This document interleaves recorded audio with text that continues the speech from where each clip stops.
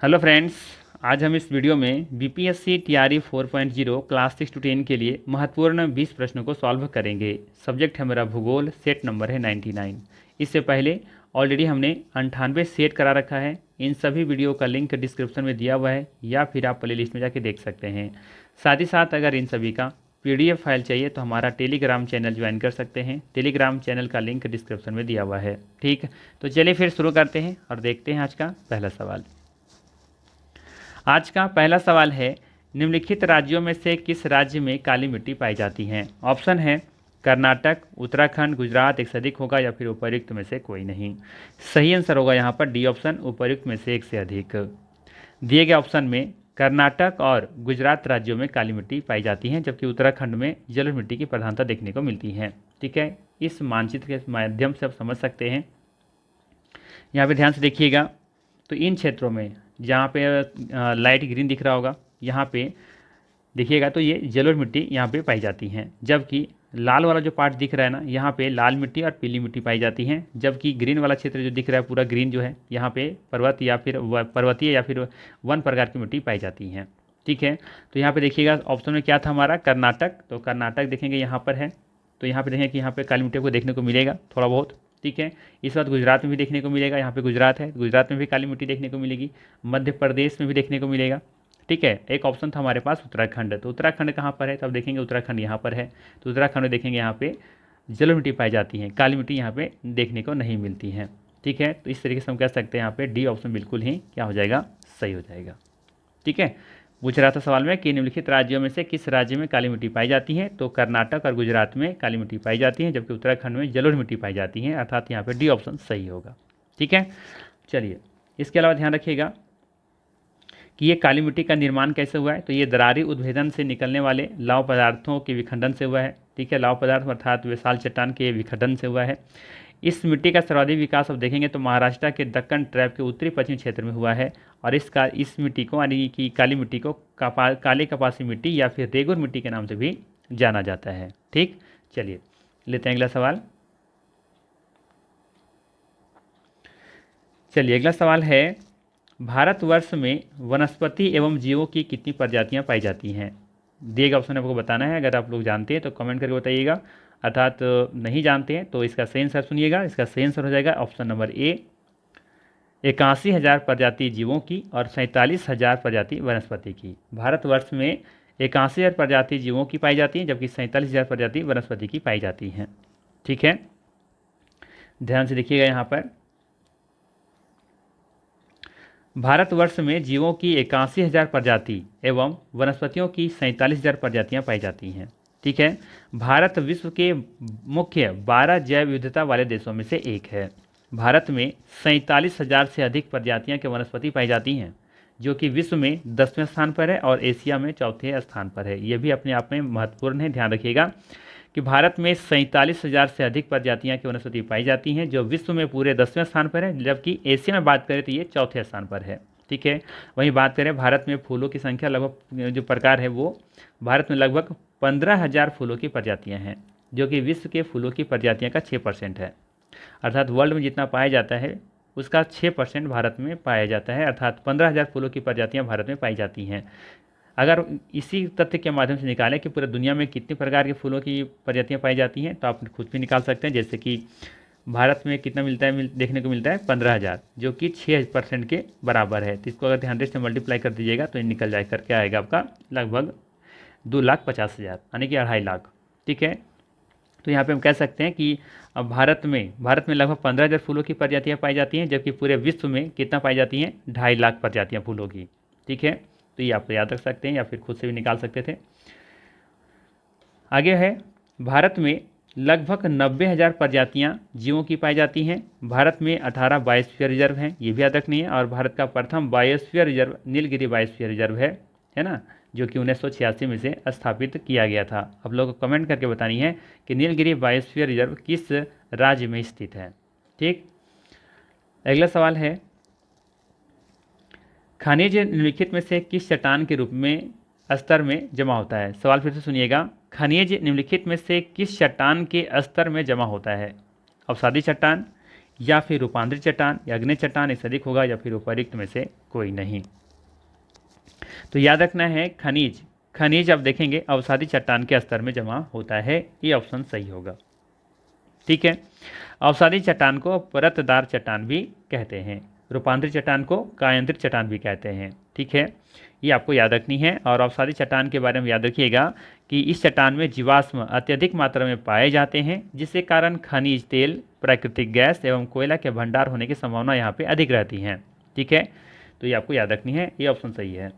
लेते हैं अगला सवाल। अगला सवाल है, निम्नलिखित में से कौन सी एक फलीदार फसल है, बताना है निम्नलिखित में से कौन सी एक फलीदार फसल है। ऑप्शन दे रखा है दलहन, ज्वार, बाजरा एक से अधिक होगा या फिर उपर्युक्त में से कोई नहीं। तो दिए गए ऑप्शन में आप देखेंगे दलहन, दलहन एक फलीदार फसल है, ये ऑप्शन यहाँ पे सही होगा। ठीक है, दलहन रबी व खरीफ की फसलें होती हैं। ठीक है, दलहन का उत्पादन विविध तापक्रम, आर्द्रता व मृदा संबंधी दशाओं में इसका उपजाया जाता है। ठीक है, दलहन के पौधा मृदा में नाइट्रोजन स्थिरीकरण व मृदा की उर्वरता बनाए रखने में सहायक होती हैं। दलहन के जो पौधे होती है ना, ये मृदा में नाइट्रोजन स्थिरीकरण करना और साथ ही साथ मृदा की उर्वरता बनाए रखने में ये सहायक होती हैं, दलहनी जो पौधे होते हैं। ठीक है, तो यहाँ पे ये ऑप्शन सही होगा। अगला सवाल है, निम्नलिखित में से कौन से दो चरम स्थान पूर्व पश्चिम गलियारे से जुड़े हुए हैं, बताना है निम्नलिखित में से कौन से दो चरम स्थान पूर्व पश्चिमी गलियारे से जुड़े हुए हैं। ऑप्शन दे रखा है मुंबई और नागपुर, मुंबई और कोलकाता, सिलचर और पोरबंदर एक से अधिक होगा या फिर उपर्युक्त में से कोई नहीं। सही आंसर हो जाएगा सी ऑप्शन, सिलचर और पोरबंदर। ध्यान रखिएगा, सिलचर और पोरबंदर दो चरम स्थान पूर्वी पश्चिमी गलियारे से ये जुड़े हुए हैं। ठीक है, सिलचर और पोरबंदर याद रखना है, ये दो चरम स्थान है जो कि पूरब और पश्चिमी गलियारे से जुड़े हुए हैं, अर्थात पूरब और ये पश्चिम है ना। तो ये भारत का यदि मान लेते हैं, यह सबसे पश्चिमी हिस्सा और ये सबसे पूर्वी हिस्सा, ये दोनों कैसे जुड़े हुए हैं, ये दो पूर्व और पश्चिमी गलियारे जो जुड़े हुए हैं वो सिलचर और पोरबंदर से जुड़े हुए हैं। ठीक है, अगला सवाल लेते हैं। अगला सवाल है, यहाँ पे अगर आपसे पूछा जाए है ना, यहाँ पे एक सवाल और भी बन सकता है कि निम्नलिखित में से कौन से दो चरम स्थान उत्तर और दक्षिण है ना, उत्तर दक्षिण गलियारे से जुड़े हुए हैं। तो आपको याद रखना है श्रीनगर और कन्याकुमारी। ठीक है, श्रीनगर और कन्याकुमारी इसका सही आंसर होगा। अगर यहाँ सबसे पूछ लिया जाए उत्तर और दक्षिण का गलियारा किन दो स्थानों से जुड़े हुए हैं, तो ये हो जाएगा आपका श्रीनगर और कन्याकुमारी।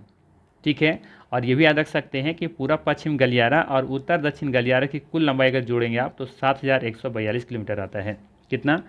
7142 किलोमीटर। तो ये आपका एक्स्ट्रा फैक्ट है, आप चाहें तो याद रख सकते हैं।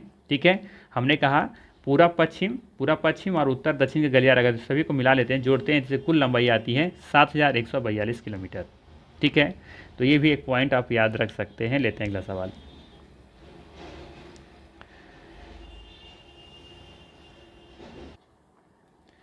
अगला सवाल है, राष्ट्रीय ऊर्जा दिवस कब मनाया जाता है। सवाल है, राष्ट्रीय ऊर्जा दिवस कब मनाया जाता है। ऑप्शन है 3 नवंबर, 5 अक्टूबर, 16 सितंबर, एक से अधिक होगा या फिर उपर्युक्त में से कोई नहीं।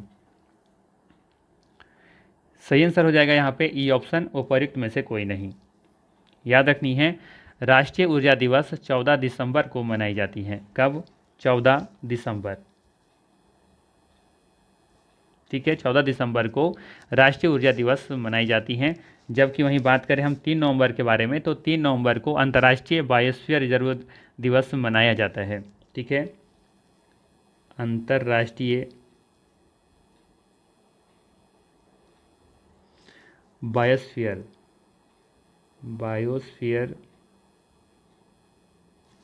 रिजर्व दिवस।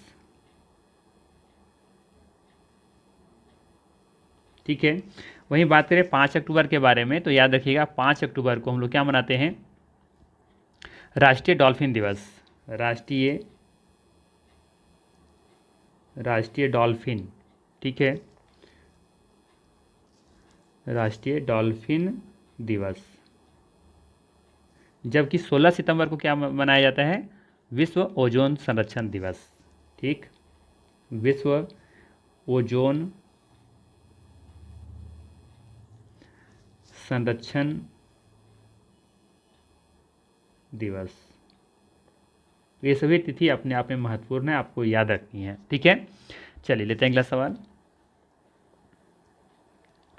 अगला सवाल है, भारतीय सर्वेक्षण संगठन का मुख्यालय कहाँ स्थित है? सवाल है, भारतीय सर्वेक्षण संगठन का मुख्यालय कहाँ स्थित है? ऑप्शन है बेंगलुरु, भोपाल, नासिक, एक से अधिक होगा, या फिर उपर्युक्त में से कोई नहीं। सही आंसर हो जाएगा यहाँ पे ई ऑप्शन, उपर्युक्त में से कोई नहीं। याद रखिएगा, भारतीय सर्वेक्षण संगठन का मुख्यालय देहरादून, जो कि उत्तराखंड राज्य में स्थित है। ठीक है, यहीं पे याद होगा कि यहीं पे अर्थात देहरादून में ही भारतीय वन सर्वेक्षण मुख्यालय भी यहीं पे स्थित है, और इसकी स्थापना 1981 में की गई थी। ठीक है, तो ये पॉइंट आप याद रख सकते हैं। ध्यान रखिएगा, है ना, यहाँ पे ध्यान दीजिएगा कि भारतीय सर्वेक्षण संगठन का मुख्यालय कहाँ स्थित है? देहरादून। ये उत्तराखंड की राजधानी भी है।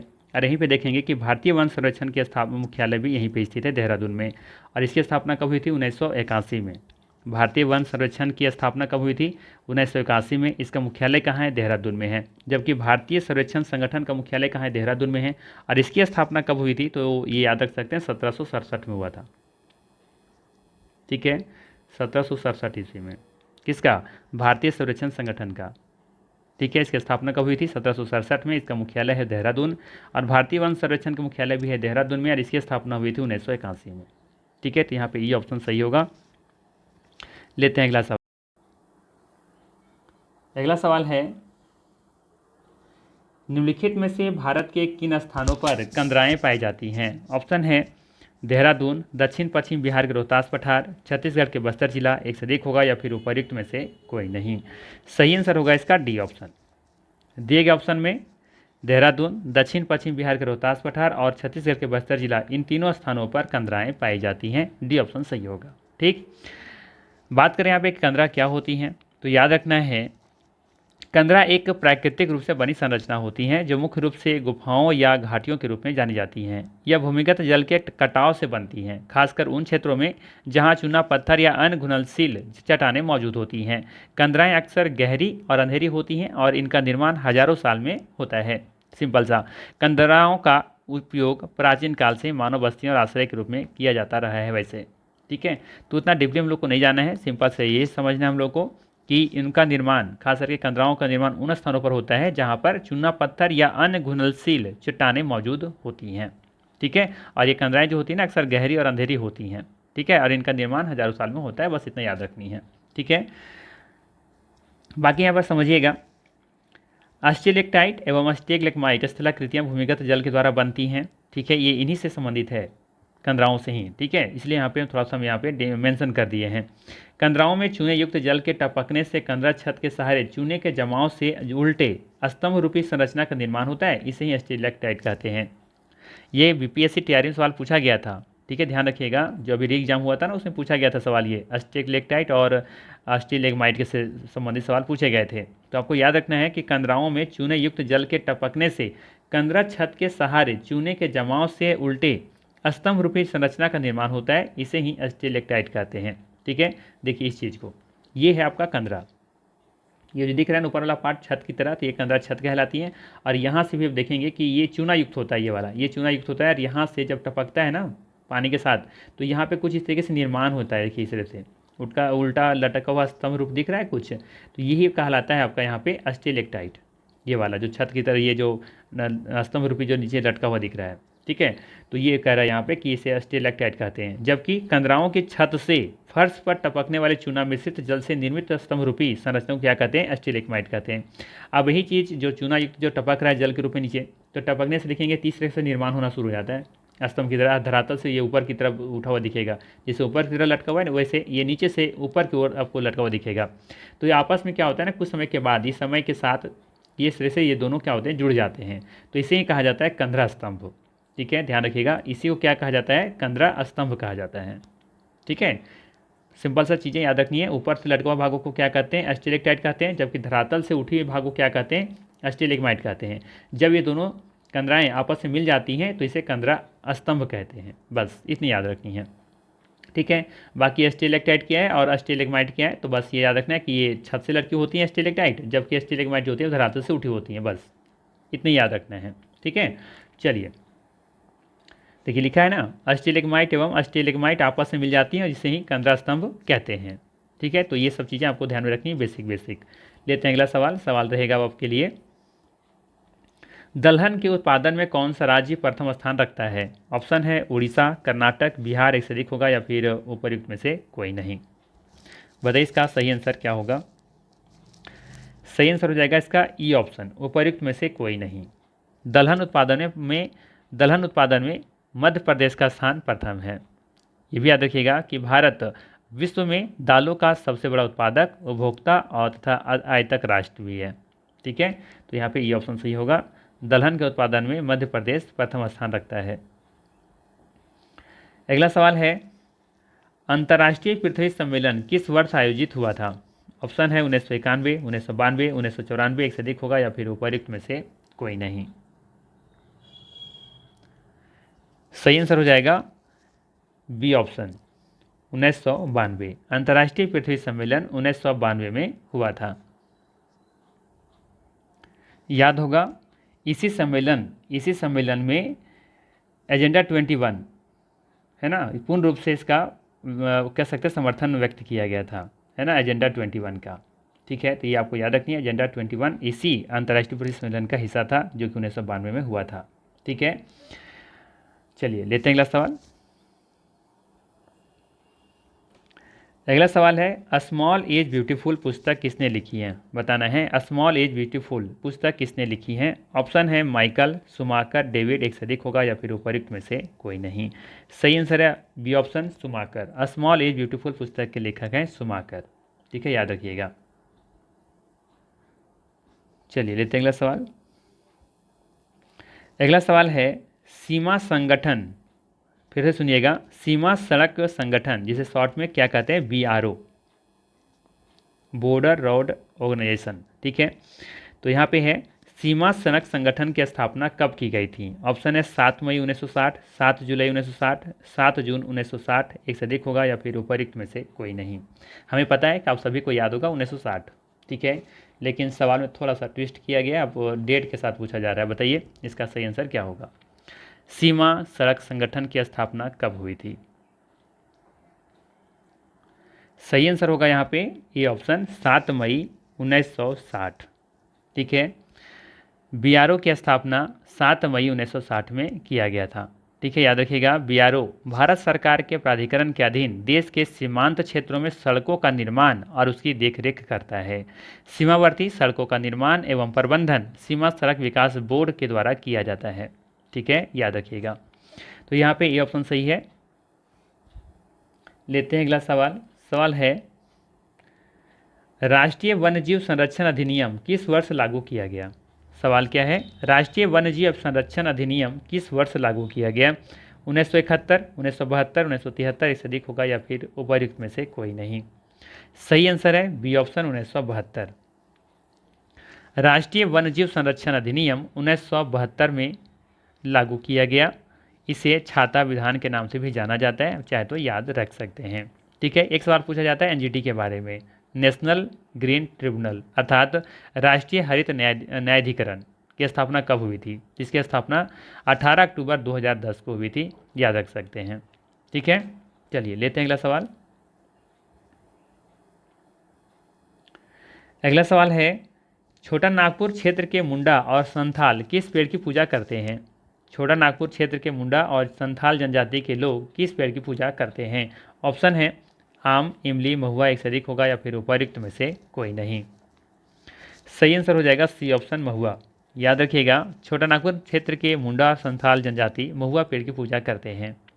छोटा नागपुर क्षेत्र के मुंडा और संथाल जनजाति द्वारा महुआ और कदम के पेड़ों का पूजा करते हैं, तो ये भी याद रखिए, कदम का भी पेड़ लोग पूजा करते हैं। ठीक है, तो यहाँ पे सी ऑप्शन बिल्कुल ही सही होगा।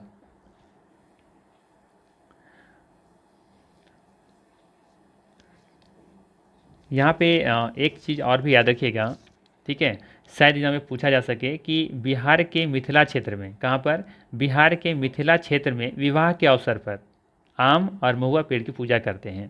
याद रखिएगा, बिहार के मिथिला क्षेत्र में विवाह के अवसर पर आम और महुआ पेड़ की पूजा करते हैं। ठीक है, चलिए अगला सवाल लेते हैं। अगला सवाल है, भारत का कितना प्रतिशत क्षेत्रफल मैदान से आच्छादित है? 27, 37, 43, एक से अधिक होगा या फिर उपरोक्त में से कोई नहीं। सही आंसर हो जाएगा यहाँ पे सी ऑप्शन। ध्यान रखिएगा, भारत का 43% क्षेत्रफल मैदान से आच्छादित है। ठीक है, जबकि ध्यान रखिएगा, ये डायग्राम के माध्यम से याद रखिएगा कि यहाँ पे आप देखेंगे तो ये 43% मैदान है, जबकि पर्वत 30% है और पठार 27% है। बीपीएससी टीआरई में जो री एग्जाम हुआ था टीआरई 3 में, बीपीएससी टीआरई 3 री एग्जाम जो हुआ था, उसे पूछा गया था कि भारत का कितना परसेंट क्षेत्र पठार से आच्छादित है। ठीक है, तो उसका आंसर कितना था? 27%। जबकि यहाँ पे पूछा गया आपसे कि भारत में मैदान कितना क्षेत्रफल कितना आच्छादित है मैदान से, तो ये 43% आच्छादित है। ठीक है, पठार पूछा जाएगा तो क्या बताएंगे? 27, जबकि पर्वत पूछा जाए तो आप बताएंगे 30%। ठीक है, भारत का क्षेत्रफल वैसे कितना है? 32,87,263 वर्ग किलोमीटर, जो कि पूरे विश्व का क्षेत्रफल का 2.4% है, 2.42% है।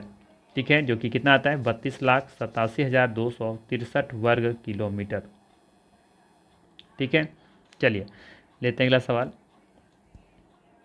अगला सवाल है, राष्ट्रीय वन नीति के अनुसार पर्वतीय क्षेत्रों में खालिस्तान और मैदानी क्षेत्रों में खालिस्तान वन आवरण को आवश्यक माना गया है। सवाल है, राष्ट्रीय वन नीति के अनुसार पर्वतीय क्षेत्रों में खालिस्तान और मैदानी क्षेत्रों में खालिस्तान वन आवरण को आवश्यक माना गया है। आपको बताना है कितना कितना % आवश्यक माना गया है। ठीक है, दिएगा ऑप्शन में से।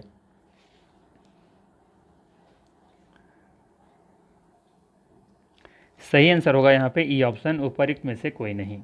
राष्ट्रीय वन नीति के अनुसार याद रखिएगा, राष्ट्रीय वन नीति के अनुसार पर्वतीय क्षेत्रों में 60% तथा मैदानी क्षेत्रों में 20% वन आवरण आवश्यक माना गया है।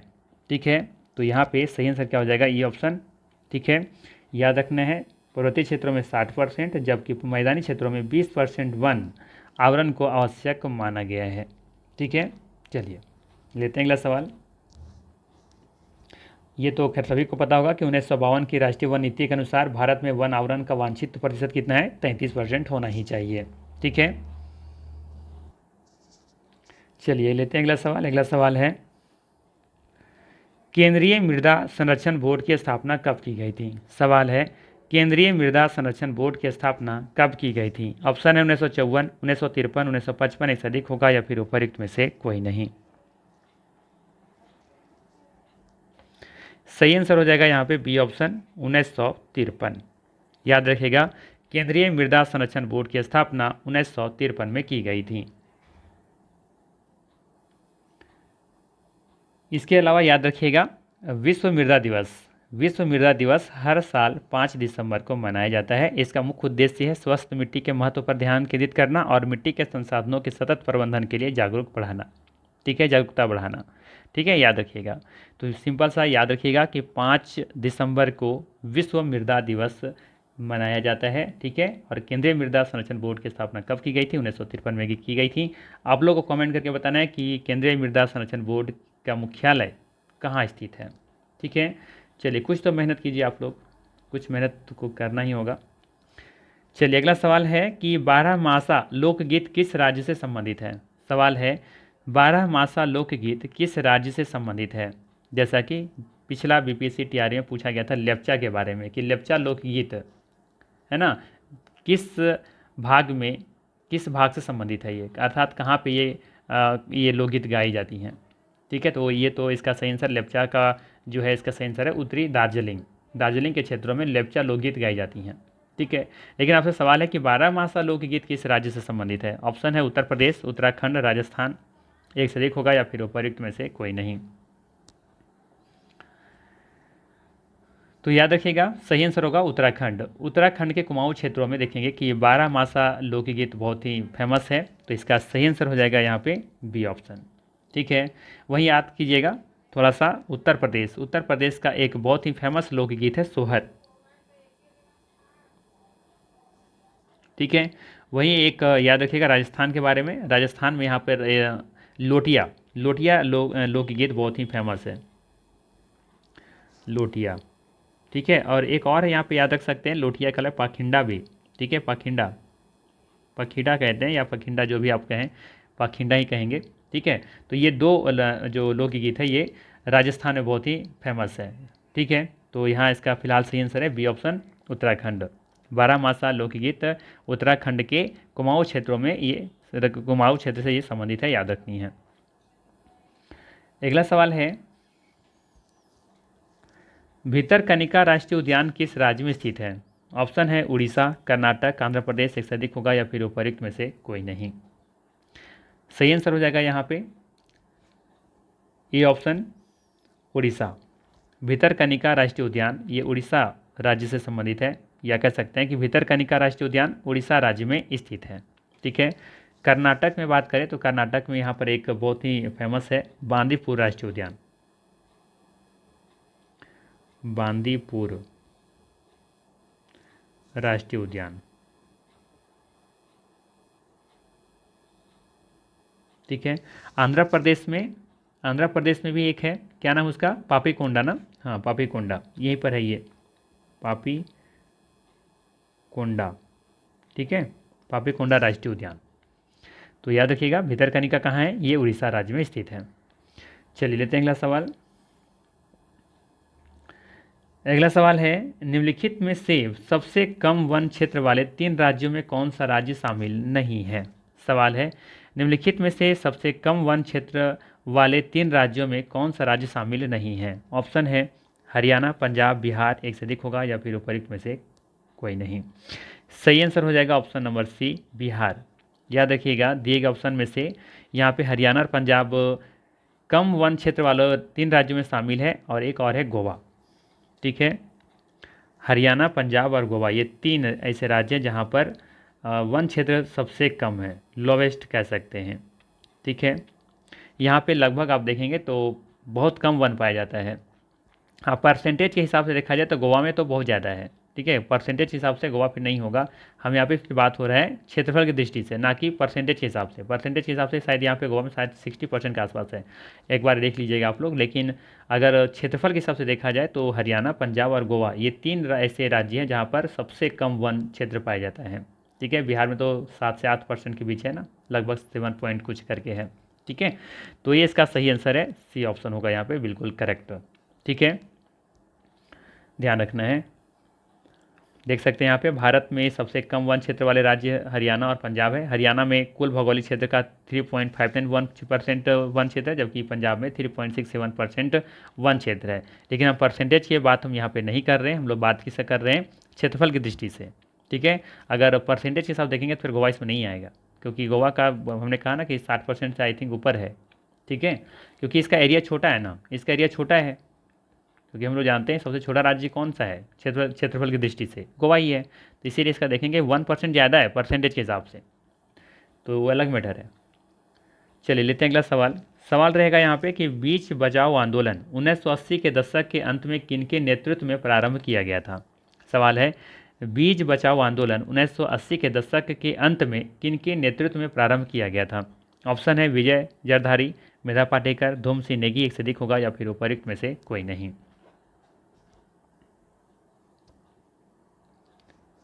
सही आंसर होगा यहाँ पे डी ऑप्शन, उपयुक्त में से एक से अधिक। ध्यान रखिएगा बीज बचाओ आंदोलन 1980 के दशक के अंत में विजय जरधारी, धूम सिंह नेगी और कुंवर परसून के नेतृत्व में ये प्रारंभ किया गया था, ठीक है। कब ये कब प्रारंभ किया गया था? 1980 के दशक में, ठीक है। किन के नेतृत्व में? तो विजय जरधारी, धूम सिंह नेगी, कुंवर परसून के नेतृत्व में, ठीक है। तो यहाँ पे विजय जरधारी और धूम सिंह नेगी दोनों सही है। मेधा पाटेकर हम लोग जानते हैं कि ये नर्मदा नदी बचाओ आंदोलन से संबंधित थी, ठीक है। नर्मदा बचाओ आंदोलन से ये जुड़ी हुई थी मेधा पाटेकर, ठीक है। तो यहाँ पे सही आंसर क्या होगा? ए और सी, अर्थात डी ऑप्शन सही हो जाएगा, ठीक है। तो ये था इसका सही आंसर, डी ऑप्शन। तो ये थे महत्वपूर्ण 20 प्रश्न। वीडियो कैसा लगा कमेंट करके जरूर बताइएगा, ठीक है। और ये हमारा 99वां सेट था, 99 हम लोग सेट कंप्लीट कर चुके हैं। अब हम लोग देखेंगे 100वां सेट, और 100वां सेट थोड़ा लेट से आएगा, हो सकता है इसमें कुछ दिन समय लगे, 5-6 दिन के बाद ही आएगा, ठीक है। तो तब तक आप लोग पुराना सेट को रिवीजन करते रहिए, ठीक है। क्योंकि नया जो हम 100वां सेट ला रहे हैं उसमें कोशिश कर रहे हैं कि 40 प्रश्न हो, 40 से ज़्यादा ही लेकिन कम ना हो, और उसमें कुछ एक्स्ट्रा फैक्ट के साथ कुछ नया चीज़ करें, है ना। उसमें बहुत कुछ ऐसा चीज़ इंक्लूड करें, करंट अफेयर्स का जो सवाल बन सकते हैं ज्योग्राफी वाला सेक्शन से, है ना। और पीछे प्रीवियस ईयर से सवाल भी जो पूछे गए उसके पर आधारित लेकर के आएँ, और साथ ही साथ क्या आप जानते हैं, है ना, जो क्लास 6, 7, 8, 9, 10, 11, 12 की किताब में जो दिया रहता है कि क्या आप जानते हैं, तो उन उन चीज़ों को इंक्लूड किया जाए, क्योंकि वहाँ से सवाल बहुत कुछ बनते हैं। और ऐसे ऐसे क्वेश्चंस जो प्रीवियस ईयर पूछे गए उस क्वेश्चन के आधार पर क्वेश्चन तैयार करके बना करके तैयार किया गया है या किया जा रहा है, ठीक है। तो उसके लिए थोड़ा सा वेट करना होगा, ठीक है, तो इसलिए क्षमा भी चाहेंगे, ठीक है। तो सोमा सेट का इंतजार कीजिए, वो निश्चित तौर पर कुछ खास होगा, उसमें स्पेशल होगा, हम कब से कह रहे हैं, ठीक है। तो वो वीडियो जरूर देखिएगा, ये बहुत इंपॉर्टेंट होगा। उसमें करंट अफेयर्स का भी सवाल होगा जो कि ज्योग्राफी सेक्शन से होगा, ठीक है। और बहुत इंपॉर्टेंट होने वाला कह सकते हैं, मोटा मोटी सीधा सीधे आपके ये कहे हम तो, ठीक है। तो चलिए फिर मिलते हैं हम लोग सोमा सेट में, इंतज़ार कीजिएगा, तब तक के लिए बेस्ट ऑफ लक, मिलते हैं इसी तरह के फिर सोमा सेट में।